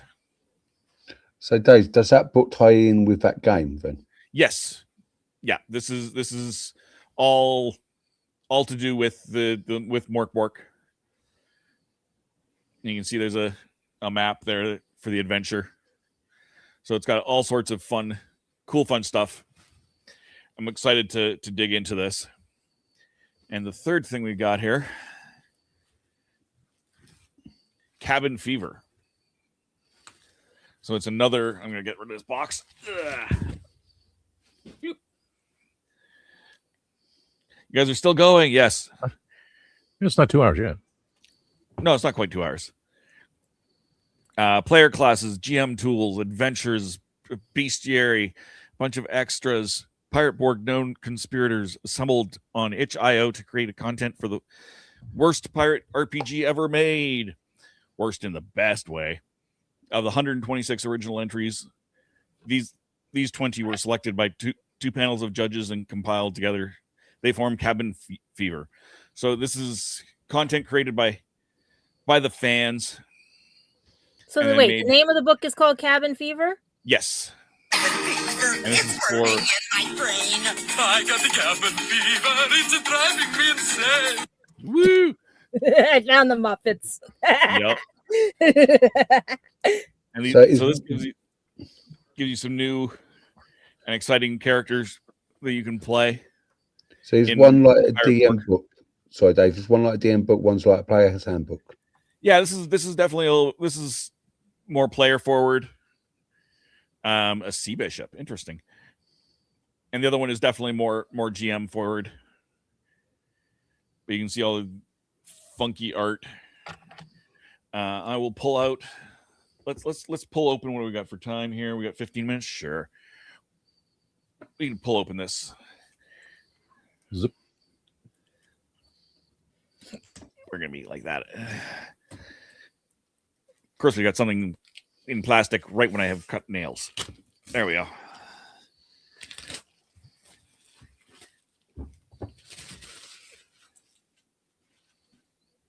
Cabin Fever is also a 2002 film about college kids infected with a flesh-eating disease. Good times. What's it again? What? What was it about again? A flesh-eating college kids in a flesh-eating disease. Any college has a flesh-eating disease. I mean, you're not wrong. So we've got a cool set of dice here. It looks like they're just a fun font, but it's all the dice you could possibly need to play. You got 4 D6s, 2 D20s, D10 and D10 percentile, D4, and it's a funky D4. It's not the pyramid version. It's a roll. Oh, cool. Funky. 12, a 12, a 2, and an 8. So you got a full set of dice. I have no idea what these cards are. I'm assuming these are. Let's see. It says there's a dinghy, a longboat. So it's naval crew combat actions, character cards. Never assume. Yeah. So these are for NPCs and villains and monsters. We got images on one side, stats on the other, some lore, all that sort of thing. All that jazz. And more monsters. Again, art on one side, stats on the other, so you can kind of show off. Hey, players, look at this. Look what I can do. Look at, and then on the back side, he's got Necro Jelly, 1 hit point, 6 morale, no armor. Skull Sting does D2 damage, ignores armor instead of lowering it hit points. It damage depletes the Devil's Luck. If PC has no Devil's Luck remaining, permanently lower one of the abilities by 1, whichever is highest, minimum 3. So those are kind of neat. Yeah. I really need to get into table games, man. Oh, there's so many great opportunities out there for stuff like that. You're just making me want to play them with all that stuff. I haven't, but I really should. I need to be a proper nerd. A couple of dry erase markers. So there's going to be some kind of dry erase stuff in here. Here's a player's guidebook. So this is the player's portion of the rule book, and it's got different. It's got your basic rules of what stuff is, ability scores, how violence works, and you got your different character classes. So there's a brute, Necro Jelly. That's it. That's the flesh-eating disease in college gym locker rooms. Rapscallion. So yeah, you can see these have different art and wildly different layouts with each different kind. Buccaneer, Swashbuckler, Zealot. And these are all different classes that you can choose from. Sorcerer. I still can't see your daily rations of rum there. Yes, there's daily rations of rum in some of these. You as you should. Tall Tale. You got different kinds. You got merfolk, aquatic mutants, a fowl, crocodile, lucky parrots. These are sentient animals. Different weapons. And there's a section on the Devil's Luck that I mentioned earlier. Every class gains a number of Devil's Luck points. Landlubbers begin with D2. After resting at least 6 hours, if and only if your luck is depleted, roll class's designated die and regain that much Devil's Luck. Use the Devil's Luck to deal max damage with an attack. Lower damage dealt to your opponent or yourself by D6. Neutralize crit fumble. Lower one tests damage result by 4. Reroll any die roll. So there's all sorts of great options in here. We'll look more later. There is Trapped in the Tropics. So this is an adventure. and it's quite a thick adventure for all things considered. So this is be mostly for your GM. It's got a lot of the you can see the artwork is some of these same guys that were on those cards. Let's see what else we got in here. We've got dry erase shiny player character sheets. Words escaped me for a second there. Words. So you can reuse them. And here's some more permanent one. These are just regular pull off. This is as big as the as you need. One page there, one page there. So simple character stuff. It's so simple. What else we got in here? We've got, this looks like a map. You got or maybe it's a poster. You got a big ship there. Let's see what's on the other side. Oh yeah, it's a small map. So you got a side view map and a top view map. And more maps.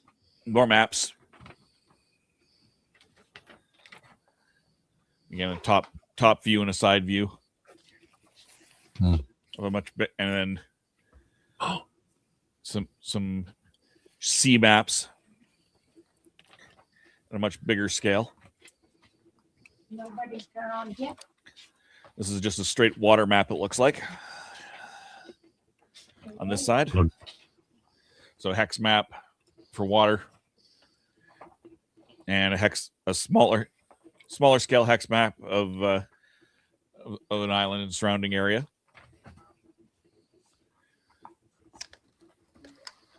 More maps. Lots of maps. And here we go. Tokens. So here's some boat tokens to go on those maps. And NPCs tokens for the map. Okay. And these look like tokens for the player characters, as well as some other stuff. And printed on the bottom of the box is more stats. So there's all sorts of fun stuff. And then I'm going to reach over here because I happen to have it within arm's reach. This is what the full rule book looks like. So you got that same players area, but also more stuff for the GM. Including a little adventure in there. My review of Pirate Borg is not currently on the website, rathole.ca. We're going through some renovations on the site, and the 1,000 past reviews are slowly being ported over to the new format. But yeah, that is Pirate Borg from Limitron. I can't wait to dig into all this. This is gonna be a ton of fun. I appreciate you guys letting me open that up and show that off. Dig. Hopefully you found that interesting. Dig. Is there an antidote for necrojelly? No, there's not. All right, but yeah, we've gone through where everyone is. I appreciate you guys. So why don't we all say goodnight to Simon, our usual end of show routine. Bring up our good friend Simon Fisher-Becker, who we lost a little over a year ago. And we will say goodnight, Simon, and take it away. His husband, Tony, did our closing theme song. So whenever Tom is ready, take it away, Tony. I'm trying to find the other picture, but get a little picture. Up in the corner. Couldn't find the big picture. That's fine. Looking. Take it away, Tony. Tony, take us out.